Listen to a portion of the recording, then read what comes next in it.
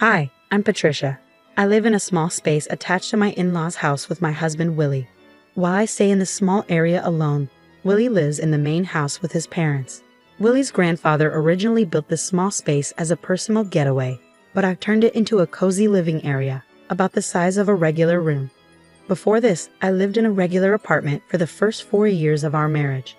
Willie's parents, who were very close to him, suddenly wanted him to move back in with them. Seeing how much they wanted him there and how emotional they were, Willie felt he should go back. This took me by surprise and made me feel a bit overwhelmed. Willie and I met at work, where he started as my junior. We dated for 4 years while he was living with his parents, which made him miss home a lot. Even though he had his own place after we got married, his upbringing, where he was very pampered and didn't do much around the house, made him want to return to the comfort of his parents' home. When I suggested that we share the household chores, Willie seemed unsure and admitted he had never really done them before. I hoped we could split the chores equally, but Willie never really wanted to help. Every time I tried to involve him, he would act interested for a short time, then quickly lose interest and say, "This isn't for me, Patricia. You're better at it. You should just keep doing it." We both worked full-time, but since I had a higher position at work, I felt a stronger need to split the chores.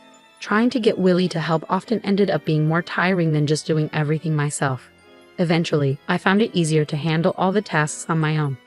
Things began to shift when I started working from home. Willie was surprised to see me at home every day and seemed to adjust to this change. However, over time, it became clear that he didn't fully understand what working from home really meant. A few years into working from home, Willie's parents suddenly visited us and said they wanted to live closer to him. Seeing their emotional reaction made me feel alone and unsure about what to do. To support Willie's wish to be near his parents, we decided to move into their house. Throughout our relationship, Willie had always chosen places close to his parents, whether it was for renting an apartment or picking a job for me. Since I was working remotely, where we lived wasn't as important, but Willie's choices often meant we had to move and sometimes even leave our jobs. When we moved into his parents' home, Willie's mother thanked me, saying, "Thank you for taking care of Willie all this time. From now on, I will take good care of him, Patricia. You handle everything else." At first, I thought this meant I'd be free from taking care of Willie, but I soon realized her real plan. She started taking care of Willie's specific needs, making special meals for him, washing and ironing only his clothes, keeping his shoes and belongings clean, and buying things just for him. Meanwhile, all the other household chores, like cooking and laundry for everyone else, became my responsibility. Even though I was working full-time, I ended up handling not just our daily chores, but also keeping a larger family home clean. This new setup made me feel unhappy and overwhelmed. While Willie and his parents seemed happy, I felt like my responsibilities had only increased. One day while cleaning, my father-in-law approached me with an awkward request. He asked, "Patricia, could you help with some money?" I was confused, so I asked him to explain. He said he found it hard to ask Willie for money, adding, "Willie has worked hard, and it's tough to ask him for financial help." This made the situation even more complicated, showing how unevenly chores and financial responsibilities were divided. Willie and I had previously agreed to share expenses like rent and other costs. However, when we went shopping, Willie often convinced me to pay for various things, including extras like alcohol, clothes, and accessories. When I was hesitant, he would act immaturely and accuse me of being stingy. Despite our financial disagreements, I found some comfort in the fact that Willie usually left me alone with my daily routine. However, things changed when we moved into his parents' house. Unlike Willie, his mother constantly disrupted my work from home. She often insisted that I focus on household chores rather than my job, and would even come into my room and pull on my clothes, making it hard for me to concentrate. Feeling frustrated, I talked to Willie about it, expecting him to side with his mother. To my surprise, he listened and promised to talk to her about the interruptions. I hoped we could find a solution that worked for both of us. However, Willie's idea of a solution was quite different from mine. He suggested moving me to the annex, a separate part of their property, which felt more like creating a greater distance rather than resolving the issue. One day, I jokingly asked Willie if I could demolish the annex and build a new house there. To my surprise, he casually replied, "You can even demolish it and build a new house if you want." This offhand comment opened up new possibilities for our living situation, hinting at more independence than I had expected. Taking Willie's casual comment to heart, I started remodeling the annex to make it my own. I cleaned, renovated, and changed the wallpaper, putting a lot of effort into making the space comfortable for myself. However, I noticed that Willie never came to check on the progress. It became clear that he had no intention of moving into the remodeled annex with me. This realization hit me hard. I felt like an outsider in the family. There were times when I was alone at home while Willie and his parents went out for meals or events, often organized by his mother. It seemed like these outings were planned to exclude me, maybe even to push me away. Even with these challenges, Willie had given me full freedom with the annex, so I took the chance to make it truly my own.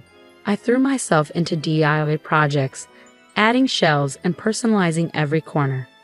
Interestingly, after I moved into the annex, neither Willie nor his parents ever visited. Even though they must have known about the changes, they showed no interest in what I was doing, making me feel even more like I was no longer part of the family.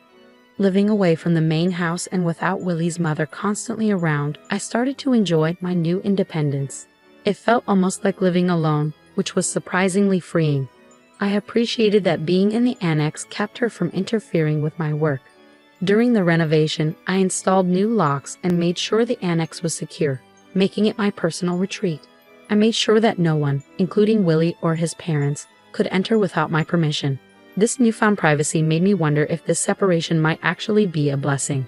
However, it seemed my mother-in-law noticed my growing distance and wasn't going to let me find peace easily. Unable to put up with her behavior any longer, I found myself unsure about what to do next. As I settled into the renovated annex, her attempts to drive me away became more obvious. She started with small annoyances, like leaving trash in front of my annex instead of at the collection site. Sometimes she would host barbecues in the garden and deliberately leave me out, making sure the smell of the grilled meat reached my space. Despite her attempts to push me out, I couldn't help but find her efforts amusing. One day, she called me to the main house, claiming she had leftover meat and potatoes for me. Suspecting there was more to her invitation, I went over. When I arrived, she was alone in the living room and dramatically placed a divorce paper on the table. It was clear that her real intention was to force me into signing the document, knowing Willie would agree to whatever she wanted. With a smug look, she said, "Isn't it time you gave up? There's no reason for you and Willie to stay married. Get out, you freeloading unemployed woman." Her audacity shocked me, but it only strengthened my resolve. Thrilled at the chance for freedom, I eagerly grabbed the divorce paper and said, "I'm going to the city court right now." "Thank you so much." My mother-in-law, expecting me to resist, was stunned by my unexpected eagerness. After filing the divorce papers at the city court, I quickly packed my things. I went to inform Willie's mother that the divorce was finalized. I told her I would leave the renovated cabin as it was and that she could do with it as she pleased. My positive attitude about leaving seemed to surprise her, even though she wished me luck as I left. When Willie and his father saw I was really leaving, they were concerned and asked, "Are you going? What will we do without Patricia?" I smiled and thanked them for letting me use the cabin. I explained that, since we were now divorced, it was time for me to move on. As I packed up my things, I moved into a luxury apartment I had been planning for some time. Soon after I settled into my new place, my mother-in-law called. She sounded awkward as she began, "Patricia." I cheerfully answered and asked, "What's up? How's everything with the cabin?" She switched to a more serious tone, talking about finances. She mentioned that Willie had told her I was giving his father $5,000 a month. I confirmed this and told her that despite her earlier belief that I was an unemployed freeloader, I was actually gainfully employed. Her surprise was clear. She had thought I had quit my job. I quickly set the record straight, telling my mother-in-law that I hadn't just left my old job. I had actually become the president of a new company. This company was leading the way in remote work systems, and she seemed both disbelieving and confused. It hit me that Willie, too, seemed unaware of my professional success, showing just how distant we had become, both physically and in how we saw each other. It was clear he never fully embraced his role as a husband since moving in with his parents. Then she asked about my earnings, wondering if my new role had increased my income. I casually mentioned that I was making about $3 million. I exaggerated a bit to avoid getting into the details of my actual earnings. Seizing on this, she asked, "With that much money, could you lend us some? Your father-in-law was laid off and kept it hidden." We've been managing with the $5,000 you've been giving us, but neither Willie nor I knew about his job loss. This explained a previous conversation with my father-in-law, where he said it was hard to ask his son for money. I realize now that his earlier comments were likely a tactic to get financial support from me, assuming my new job meant I had a lot of money. This move, though clever, made the financial expectations of Willie's family clearer and how they viewed me. At our old company, they cleverly managed to get $5,000 a month from me, claiming it was for shared expenses. I didn't mind much at the time because it let me live peacefully in the quiet cabin. But now, being divorced from Willie, I had no reason to stay connected to his family. When I mentioned this, my mother-in-law urgently begged me, saying, "That's not true. To me and Willie, you're still family. Please come back." I immediately declined, knowing I would only be used again. Returning to Willie offered no advantages. We were now strangers, and it felt awkward for them to still consider me family when they had pushed me away. I'm really enjoying my life on my own now. It feels much like when I was married and mostly living alone. Except now I spend money on myself and don't have $5,000 siphoned off every month. I prefer this new life. I ended the call with a firm goodbye, surprised they thought I'd come back. My mother-in-law's plea seemed like a last-ditch effort. Willie's salary wasn't great, and he often avoided responsibilities, saying, "I can't do it," and passing tasks to others. This made him unreliable both personally and professionally. With his father laid off and his mother a housewife, they couldn't keep up with the large house and had to sell it. Now, all three of them are living in the cabin I renovated.